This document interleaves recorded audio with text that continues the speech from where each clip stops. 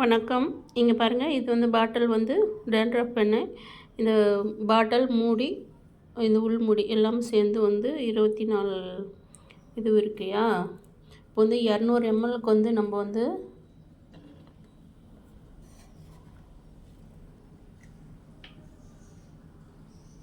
24 சேர்த்து 224 வர வரைக்கும் நம்ம வந்து இந்த பாட்டிலை வந்து நம்ம வந்து ஊற்றணும்.